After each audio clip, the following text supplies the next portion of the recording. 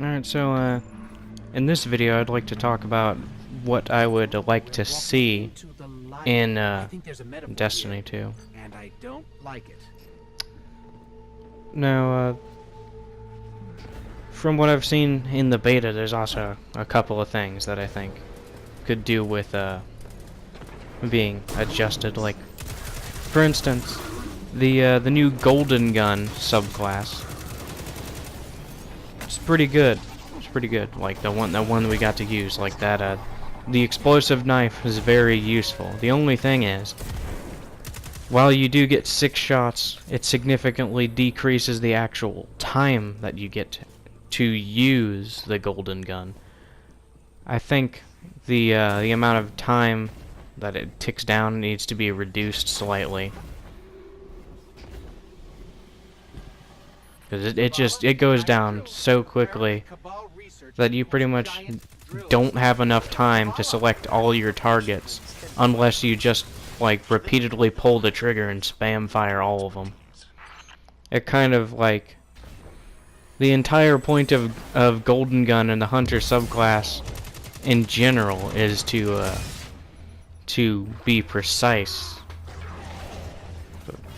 or at least, of course, that's what it was intended to be. Obviously, not everyone necessarily plays a hunter with a sniper and a hand cannon and all long-range weapons.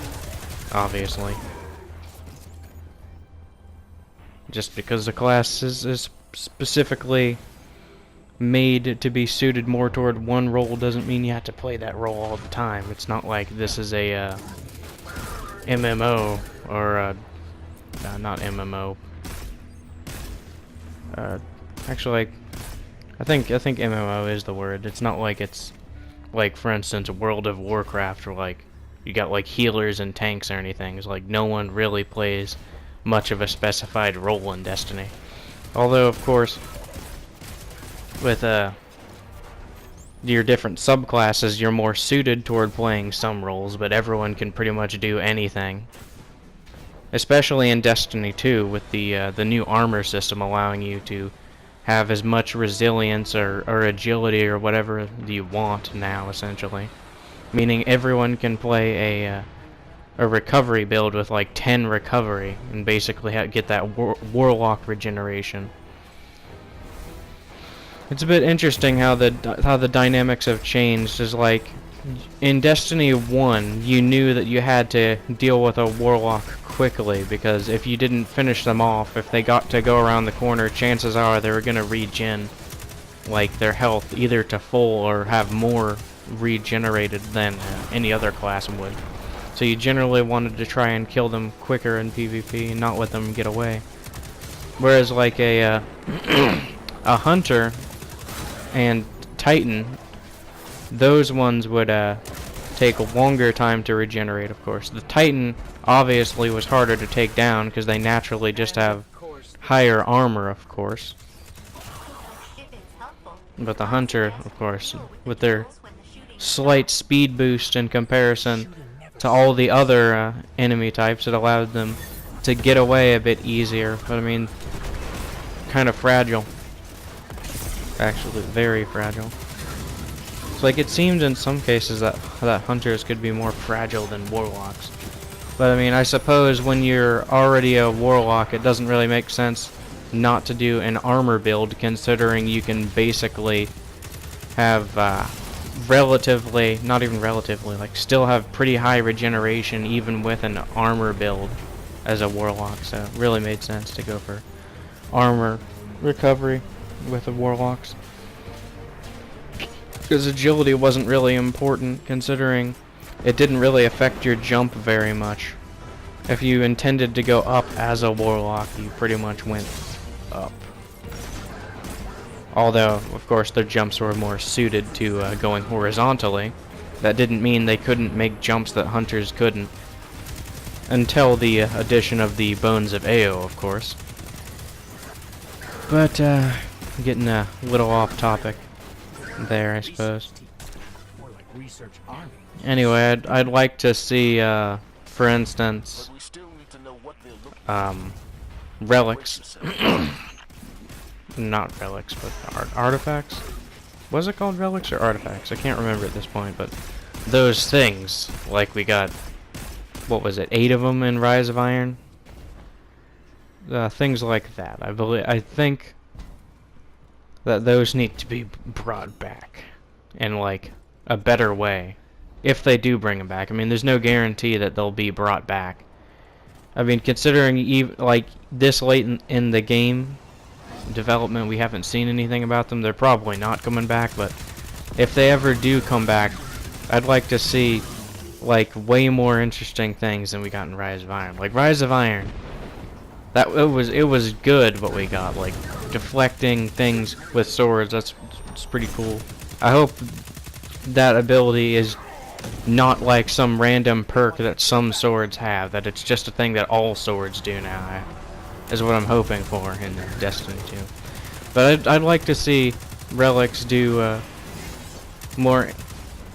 Actually, it was artifacts, wasn't it? But yeah, I'd like to see them do more interesting things, like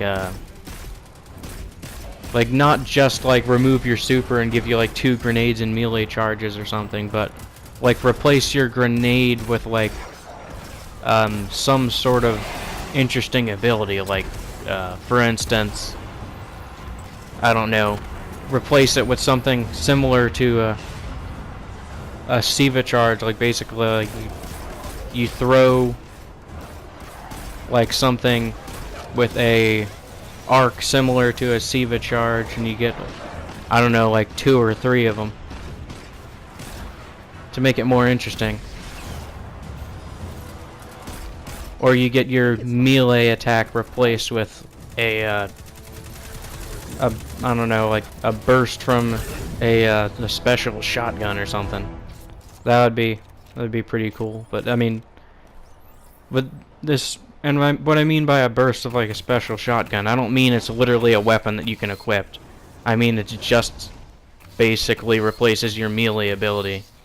And rather than punching, you just whip out, I don't know, like something essentially. I'd like to see just things that replaced your abilities with something else entirely different,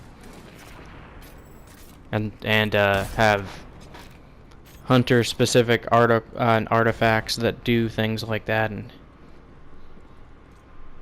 and warlock specific, titan specific. It's pretty obvious where I was going there.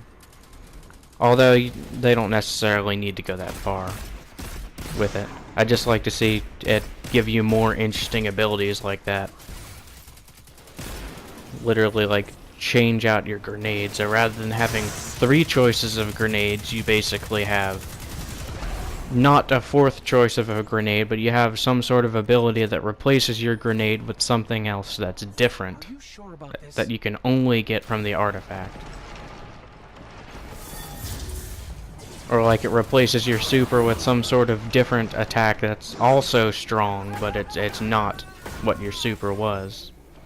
Sort of like a another subclass, except you can't really impact it with perks. It's like, I don't know, like perhaps like an artifact that replaces your super with when you press the buttons to do your super, it causes like a massive explosion around you or something, and then does massive damage to the enemies around you. But you have to wait for your super to charge it. Like, I guess like a super strong grenade or something like that. But you have to wait for your super to charge to actually use it. Or you just whip out like an overpowered railgun or something. Things like that would be interesting. I'd like to see just artifacts that literally replace your abilities with something else entirely different. If they add artifacts back, they definitely need to do something interesting like that. Not just have it augment the abilities of things that were already there. Have it literally bring entirely new things that previously didn't exist. Not add an ability to swords like deflecting, but literally add something that was not there.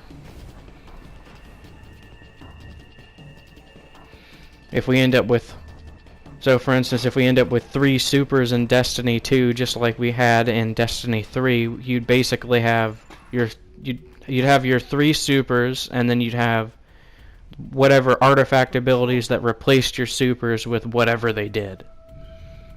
No zone means no victory. Or for instance, I really liked the Timmer's the Timmer one. I think that's what it was, the one that brought enemies to your side. They could have a different version of that in Destiny 2, where like you have to wait for your super meter to charge. It replaces your super with it, and essentially it causes an explosion that brings enemies near you to your side. That would be pretty good. In fact, instead of it doing that, it would make more sense if it just augmented your super to actually, rather than kill the enemies, just bring the enemies to your side. That would certainly be an interesting thing. And then because you have to wait for your super to use it, they could have it to where it actually would allow you to get majors on your side, but not ultras. Of course, if you did not know the difference between majors and ultras, is majors are of course the ones that have the yellow health bar, but ultras are the ones that have the yellow health bar and the skull. Like for instance, a fallen walker would have a yellow health bar and a skull on it. That's the only difference, other than the fact that they have way more health. Obviously, ultras do. But yeah, I'd like to see if artifacts ever come back that they do things like that.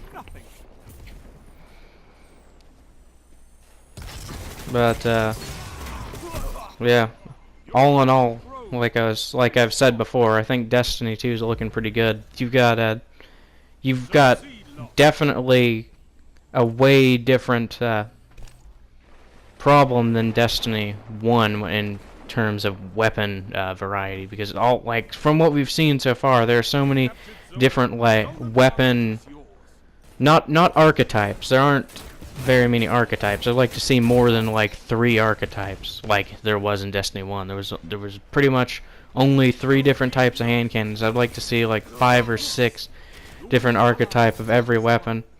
Although they don't have to do that. That would be a lot of work, but I'd just like to see that. But they've really been doing good with the actual look of the weapons, because there seems to be a lot of different weapon models, and I don't think there's going to be that problem in Destiny 1 where the weapons just looked pretty much all of them being the same, just reskinned with different colors and things like that. I think that won't be as much of a problem, if at all, in Destiny 2.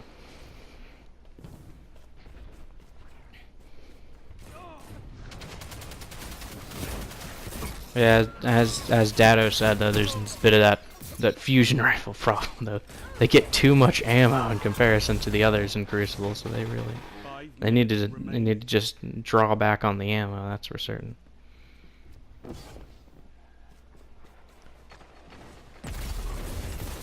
Or they could just give everything else more ammo, but I don't really think that's a better idea. I think it's definitely the right move to make fusion rifles get less ammo from the actual super thing. Not super, but power ammo box.